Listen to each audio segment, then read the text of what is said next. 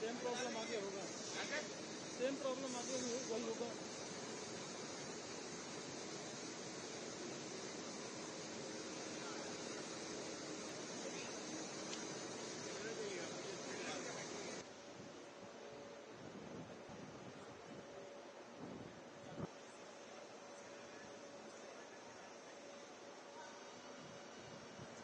मेरा नाम संदीप सिलट है। मैं मैनेजिंग डायरेक्टर हूं वैप्टिक लोकोमोटिव्स प्राइवेट लिमिटेड का, जो कि एक जॉइंट वेंचर है वैप्टिक कॉर्पोरेशन और मिनिस्ट्री ऑफ रेलवेज के बीच में।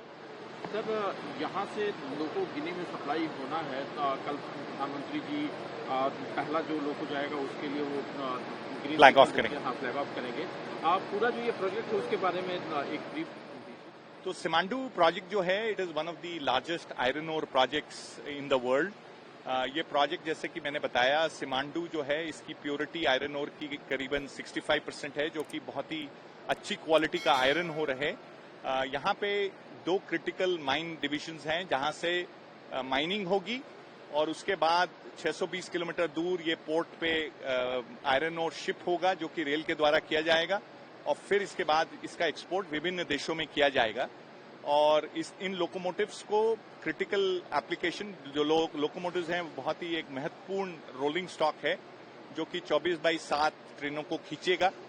और हमें आशा है कि ये एक बहुत ही कामयाब प्रोजेक्ट होगा। सर, जो ये लोकोमोटिव हैं जो यहाँ पर तैयार किए जा रहे हैं मढ़ौरा की फैक्ट्री में, इनकी क्या टेक्नोलॉजी है, कितने हॉर्स पावर के ये लोकोमोटिव? ये जो लोकोमोटिव है, ये 4500 हॉर्स पावर के हैं, और इनको हर ट्रेन में 2 लोकोमोटिव्स लगा के 8100 टन्स का ट्रेलिंग लोड खींचा जाएगा।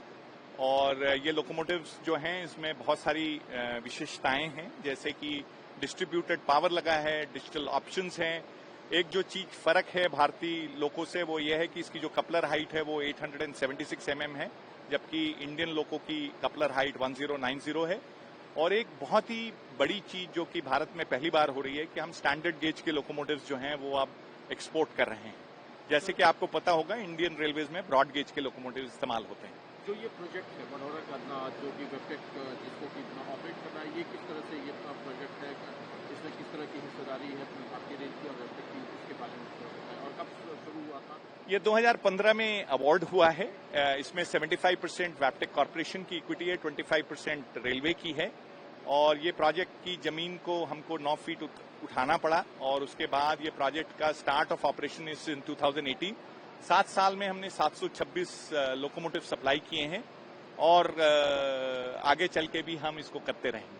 तो इसका जो ये लोकोमोटिव है जो गिनी जाना है, कितने लोकोमोटिव का वहाँ पर? यह अंदाजन करीबन 150 लोकोमोटिव का ऑर्डर है, जो कि अगले 3 साल में एग्जीक्यूट होगा।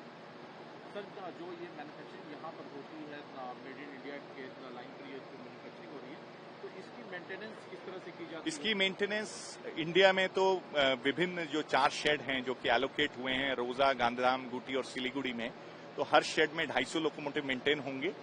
और जो ये लोकोमोटिव गिनी जाएगा, वहां पे भी मेंटेनेंस शेड बनेंगे जहां पे इसकी मेंटेनेंस होगी। मेरे को थोड़ा ध्यान एक आखिरी सवाल है सर, ये जो चूंकि मढ़ौरा में ये प्रोजेक्ट है, ये जो एरिया है, तो कितना एम्प्लॉयमेंट जनरेट हुआ?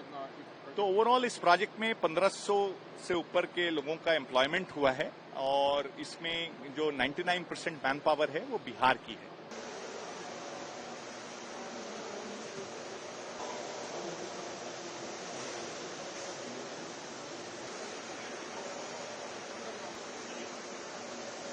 कर रहे हैं, you get good pictures. I know sir, I know. CRP आ रहे हैं सर, टाइम हो जाएगा, इसीलिए आपको रैपअप करने के लिए आया हूँ। Don't take it. लोकोमोटिव का पीएम पहले लोकोमोटिव को फ्लैग ऑफ करेंगे। जो ये पूरा प्रोजेक्ट है उसके बारे में बताएं। ये मढ़ौरा डीजल लोकोमोटिव प्लांट जो है भारतीय रेल का एक ड्रीम प्रोजेक्ट है, जिसके तहत पहले हम लोग लोकोमोटिव की सप्लाई इंडियन रेलवे सिस्टम में की जा रही थी।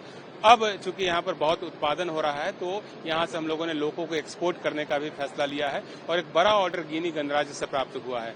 वहाँ पर स्टैंडर्ड गेज के लोकोमोटिव्स की आवश्यकता थी, और उसी के मद्देनजर प्लांट को मॉडिफाई करके स्टैंडर्ड गेज लोकोमोटिव का उत्पादन प्रारंभ किया गया है। और 150 लोकोमोटिव अगले 3 साल में गिनी गणराज्य को भेजे जाने हैं। वहाँ पर एक आयरन ओर का बहुत बड़ा खदान मिला है, उस खदान में ही इसको लगाया जाएगा।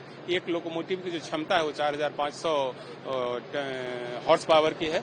2 लोकोमोटिव मिलाकर के यदि काम करेगा तो 9000 हॉर्स पावर के साथ सिंगल कैब की मदद से हम लोग पूरा का पूरा लोड जो 100 वैगन का होता है उसको पुल करने में सफल हो पाएंगे। तो निश्चित रूप से भारत देश के लिए एक बहुत बड़ी उपलब्धि है और इस प्लांट के लिए भी बहुत बड़ी उपलब्धि है। इस प्लांट को हम लोगों ने कई ढंग से मॉडिफाई किया है। जैसे अब यहाँ पर पहले सिर्फ ब्रॉड गेज के लोकोमोटिव बनते थे, अब यहाँ पर ऐसी व्यवस्था की गई है कि एक साथ ब्रॉड गेज, स्टैंडर्ड गेज और केप गेज, इन दोनों के लोकोमोटिव तैयार हो सके। स्टैंडर्ड गेज और केप गेज के जो लोकोमोटिव है उनका डिमांड इंटरनेशनल मार्केट में है। अफ्रीका हो, ऑस्ट्रेलिया हो, पश्चिम यूरोप के देश हैं, इन सभी जगहों पर स्टैंडर्ड गेज के लोकोमोटिव की डिमांड होती है। वहीं साउथ अफ्रीका और कुछ न्यूजीलैंड के पार्ट्स में केप गेज के लोकोमोटिव की डिमांड होती है। तो पर्पस यह है कि ग्लोबली जहां कहीं भी डिमांड हो उसकी पूर्ति के लिए लोकोमोटिव का उत्पादन अपने भारत देश में हो, अपने बिहार में हो। सर, बहुत सारे फैक्ट्री रेलवे की चल रही है जो लोकोमोटिव तैयार करती है पीपीपी मॉडल पर। ये फैक्ट्री उनसे कितनी अलग है, किस तरह की टेक्नोलॉजी यहाँ पर? भारतीय रेल की कई उत्पादन इकाइयां हैं। चितरंजन में हमारा लोकोमोटिव बनता है, वाराणसी में लोकोमोटिव का निर्माण किया जाता है, मधेपुरा में लोकोमोटिव का एक बड़ा प्लांट हाल में लगाया गया है जहां पर कि 12000 हॉर्स पावर के लोकोमोटिव बन रहे हैं। और दाहोद में भी एक नया लोकोमोटिव प्लांट स्थापित हुआ जहां 9000 पावर के हॉर्स पावर के लोकोमोटिव बन रहे हैं। तो उसी श्रृंखला में एक यह भी प्लांट है जो कि न सिर्फ भारतीय रेल की आवश्यकताओं की पूर्ति कर रहा है बल्कि ग्लोबल मार्केट के हिसाब से काम करते हुए दूसरे देशों की आवश्यकताओं की पूर्ति करने में भी सक्षम है। सर, एम्प्लॉयमेंट जनरेशन की अगर बात करें तो यहाँ से कितने लोगों को रोजगार? यदि डायरेक्टली और इनडायरेक्टली दोनों मिलाकर के देखें तो यहाँ पर 2 से 2500 लोगों को रोजगार मिला हुआ है। बहुत सारे लोग यहाँ पर अस्थायी रूप से काम कर रहे हैं, कुछ लोग टेम्पोरली भी काम करते हैं। इसके अलावा इनडायरेक्टली जो पूरा ऑपरेशन है उसमें भी हजारों लोग लगे हुए हैं। तो सर न सिर्फ यहाँ बल्कि पूरे भारत में भी इसकी कई इकाइयां हैं, मेंटेनेंस इकाइयां हैं, वहां पर भी करीब 1000 लोग लगे हुए हैं। तो सब मिलाकर आप देखें तो 4 से 5000 लोगों को रोजगार देने में यह प्लांट सक्षम है।